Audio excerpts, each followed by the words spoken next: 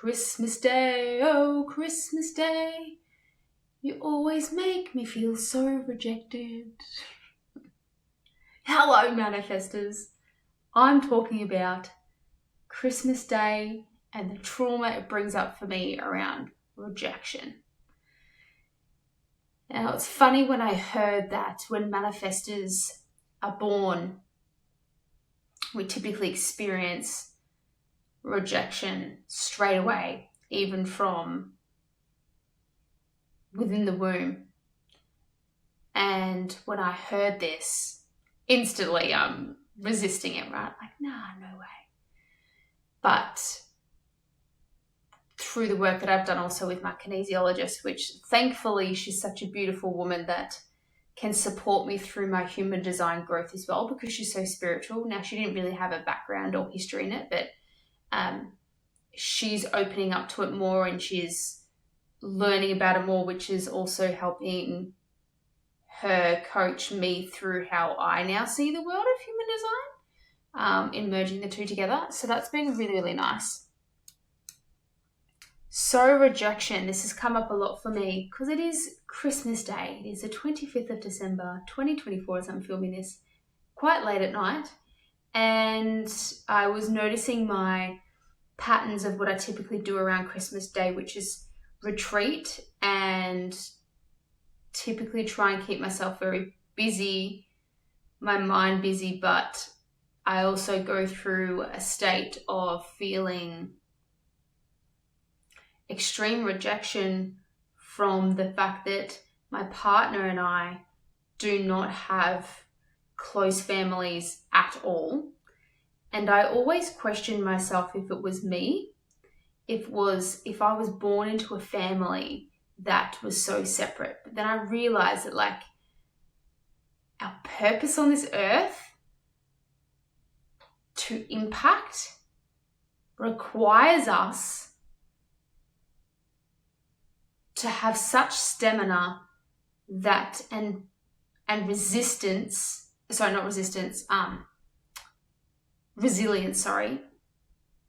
against rejection. And this comes up a lot for me at Christmas time because my partner and I, neither of us, and we joked about it tonight, we're just like, are we trauma bonding because, both of us don't have our families close? And we're walking our dogs late at night, and my partner and I for 10 years have an extremely, extremely close relationship. Very, very strong, to the point where like it is, and I wonder again if this is me being so rejected my whole life, if my one key relationship is that one thing that I will just make sure it never fails, like never. So Christmas time, we're taking the dogs for a walk and we're hearing, we're walking past families' houses and everyone's, laughing away with their family and whatnot. My fiance looks at me and she's like, does that make you sad? And I'm like, there's some parts that come up for me where it's a little bit of FOMO, but it's also a little bit of like missing out on what we haven't had. So for context, I was born into a family where my father, who we can't get his date of birth from, he was born in another country in England. I don't know if I can contact the hospital, but his mum, who's still alive, my nan, who I'm very, very close with, cannot remember his birthday. But all of my signs point to my father being a manifestor, and there's probably quite some deep, deep trauma and wounding around that to manifestors, me feeling controlled, him being controlling, etc. So yeah, I was born into a family, parents divorced when I was a teenager, and both of my parents weren't close with any of their siblings at all. So I have all of these blood-related cousins who I grew up not knowing. In fact, I even have a half-sister because my dad knocked up some lady when I was 17, knocked someone up. So I have a little half-sister running around who, again, I've never met. And so I experienced that trauma from day one. I felt extremely rejected by a father. Emotionally as a baby, I felt, I've been working on healing this with my kinesiologist, that my mother unintentionally had rejection or felt rejection, felt like she couldn't bond with me to compare to my brother. So all of those things, I was the widow at school that never had any friends. I had this one best friend in high school and that was it. outside of that, I was the fat kid that always got, bullied. Cool. I got called Shrek from all the way from year 7 till year 10. And funnily enough, that guy ended up becoming one of my brother's best friends, who was then in my back garden one night in my 20s, who was like, hey, I'm sorry, I called you Shrek when we were kids. I was like, yeah, you're an asshole. Anyway, and I have been deeply thinking about this, like, do other manifestors experience the intense amount of rejection I've had? Why have I experienced such intense rejection? And is that, I truly believe that there's a purpose for everything. And I'm holding on to that during an emotional day like today, like I'm really holding back the tears right now, an emotional day like today brings up, and I just think and hold on to this, I suppose, belief or hope that it's for a reason that I've experienced that rejection, so that I can massively impact the world around me. It's funny, in the business world, I always get, when I get interviewed on other podcasts, people or friends in the entrepreneurial space, they'll always ask me, Olivia, what gave you your confidence?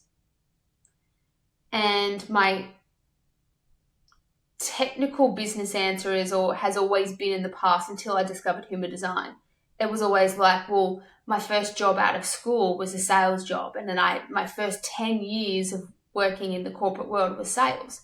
So I got used to rejection, and I'm not really impacted by rejection from a business perspective. Couldn't give a rat's ass if you don't like my service, whatever. So I'm not really needy. I don't come across as a needy person in sales. And then it wasn't until I discovered human design and I dived deeper into my chart around manifestors and typical trends that have been picked up, I realized, like, fuck, I actually experienced ultra amount of rejection way before that, even from my little baby brother.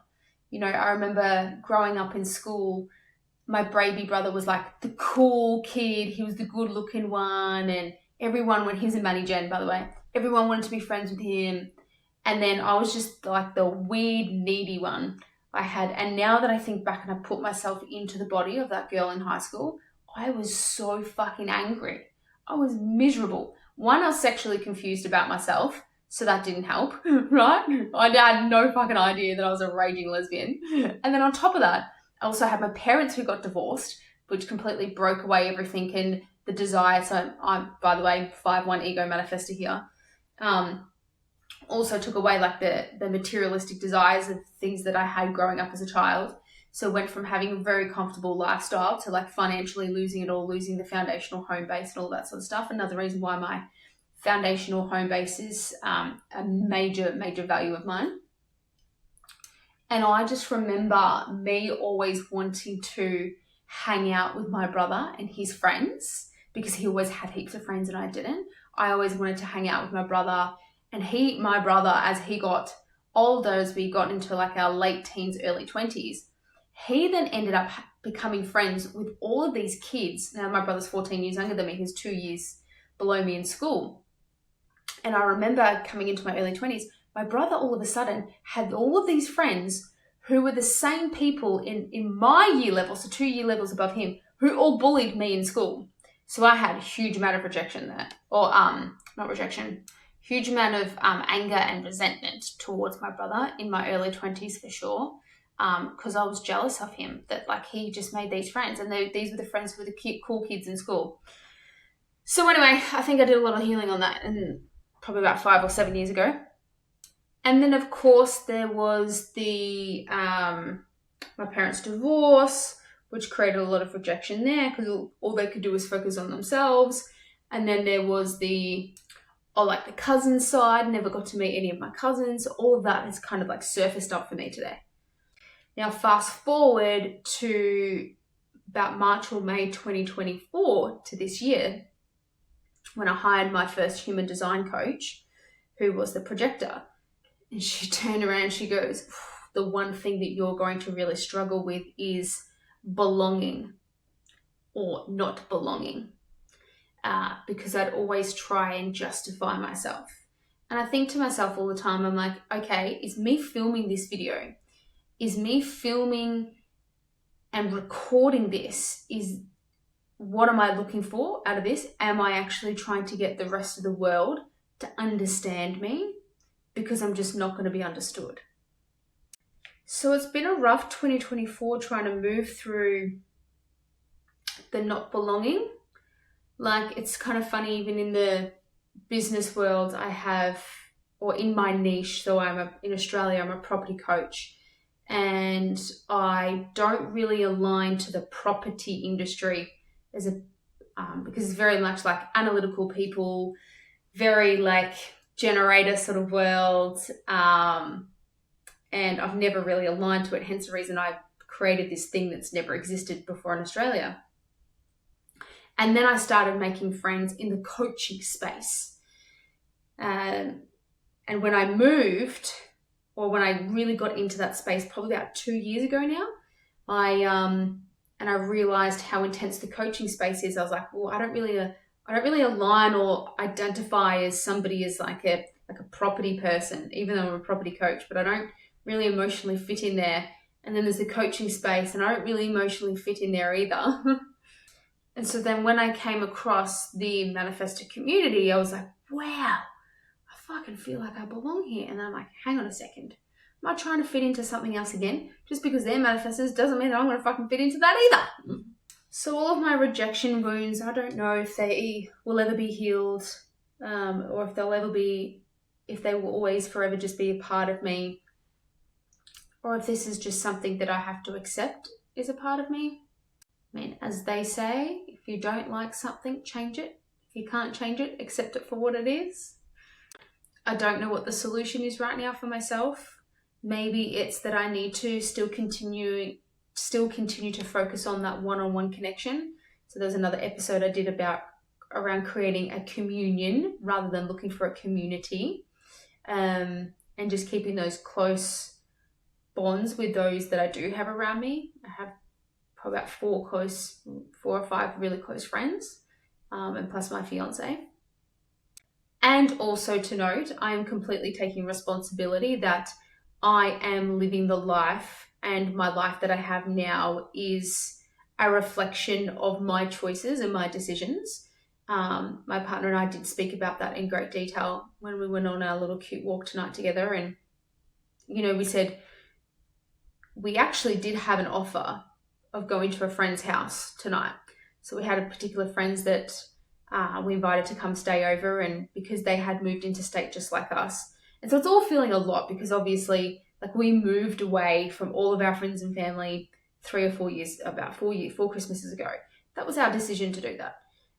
What is also our decision is to choose to stay here and not jump on a plane that's just a 2-hour flight to go back to all of our friends and family down south in Australia. We could do that if we choose to, but we've chosen not to 4 years in a row. And the 2 friends that we asked to come over today, we invited over, they were going to come, and then at the last minute they just decided to change their mind, and they were like, hey, we can't actually fit it in, but actually you guys are welcome to come to ours for dinner. And I was like, nah, thanks for the offer, I'd rather just stay home. So I don't know if that's me playing into that identity more. You know what else is coming up for me right now is she said, I don't know if this is an ego manifestor thing or if it's a 5-1 or if it's just all manifestors. But my human design coach at the start of the year turned around and said, you ready? She goes, you're going to feel extremely naked. And I'm like, yes, I do. Now I feel ultra naked, or even more seen by projectors. In saying that, as a whole, I feel very naked to the world. Like the world can just see all of me. And it's so funny because then I get on a platform like this and I share some of my deepest shit that most people would share behind closed doors with probably a psychologist or like their closest partner or their best friend. And like that, maybe that's it. Or maybe it would be too traumatic to even talk about this stuff that most people, I would assume, just don't bring this sort of shit up at all or even acknowledge it. So in true spirits of me trying to decondition and trying to inform the universe more, universe, can I please have more of your help to support me in this emotional transition that I'm going through with rejection? I need some sort of support. that would be great. Thank you. I do also acknowledge that my soul chose the ego authority. And it's so funny because I'm always looking for an answer. I'm always like, why did I choose this ego authority? Why did I have this? And I worked with my kinesiologist last week on a lack of worthiness. Well, that would make sense with all the rejection. And also the bigness of my human design. It's like I've not accepted myself. How big is that? And then I heard that ego designs, we have this intense willpower just to push through stuff.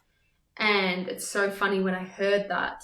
I've heard it numerous amount of times in the earlier readings, the first readings I ever got, as well as, through the Informed book.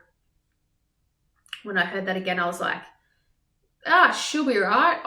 Classic Aussie way. I was just like, she'll be right. I'll just lean on my willpower to get me through when I need to, because that's what it's there for, right? And it's so funny, like truly truly, I'm like, fuck, I have such good willpower to push through whatever I need to whenever something is urgent, or whether it's some sort of emotional work or trauma that I have to push through in order to get to the other side, because the other side means I'm just going to be so much more amazing and life is just going to be so much easier. So I utilize it a lot and I'm like, fuck, that is one part that I accept and I love about myself so much. And it's interesting when they say with ego manifestors, a very masculine, quite goal-driven type of people, which is absolutely me to a T. And I feel like sometimes I use that part to cover up the other stuff when I don't want to. Like, for example, for today, I've labelled and said, well, it's okay if I've gone through the rejection because my ego is that I've chosen is here to reach these goals and do these things. And then you've got the willpower, which is quite I think a masculine sort of trait. And it's like, oh, no wonder all this stuff makes sense. Oh, I just had a light bulb moment. Do you know, the other day, one of my friends, I was explaining to one of my extremely woo-woo friends that's all about the new earth, the 5D. She's very famous in Australia. And her name's Alex Tripod. Highly recommend following her. She is a money manifesting coach. Anyway, she teaches globally. And she was at my place the other day and we were having a chat. And I was telling her how I film myself when I'm crying or when I'm having a big breakdown. And typically me being the masculine that I am, I don't show much emotion in public or anything like that. And it's something, a process that I go through on my own, but I always film it. She asked me, she's like, why do you do that? And I just actually had a light bulb moment. I was just like, it's just for me. But what I actually realized was just now, she's like, well, duh, it's the same as why I'm filming this. It's like the ego manifestors, we need to hear ourselves speak. So it's like me watching through and we grow through hearing ourselves speak. And even though that in those moments when I'm filming those videos, I'm not necessarily, half of it is, it might be filming myself for 10 minutes and 8 minutes of me is just crying. And then only 2 minutes of me is talking to myself in camera. Just so you don't send it anywhere, you don't do anything. I'm like, no, it's just for me to process. And I realize that I do that now. I'm like, ding, ding, ding, ding, ding, light bulb moments. I do that with all my content. I am an online content creator and in my normal business, and and sometimes I'll film stuff and I won't even post it. I'll just watch it. While other times I'll post it and I'll watch it 10 times. I'll listen to myself. My partner will come into the room sometimes. She'll be like, what are you doing? Watch yourself again. She's like, are you editing anything? I'm like, no, I don't edit anything. My team does it. But she's like, you just watch yourself. I'm like, yeah, because I'm kind of learning from myself right now, listening. Anyway, that's kind of funny. That's something light to end on. Anyway, I hope you got some value out of this, or even just watching my story. And Merry Christmas and Happy New Year's to wherever in the world you are listening to this. Don't forget to hit subscribe and like the video, because it helps keep me a little bit excited to keep going. I'm really finding this quite therapeutic for myself. So at this stage, like, I plan on continuing to do this as long as it makes me feel good. I was also planning on maybe creating an email list as well, so you guys can jump on and read a newsletter or something that I just want to share about, because I actually really like telling stories on email. I'm actually really good at it. So make sure you hit subscribe so you can get my email newsletter when that comes out, so I can notify you. And I hope that you are fully loving that rest cycle or creative urge or wherever you are in your cycles right now. Peace.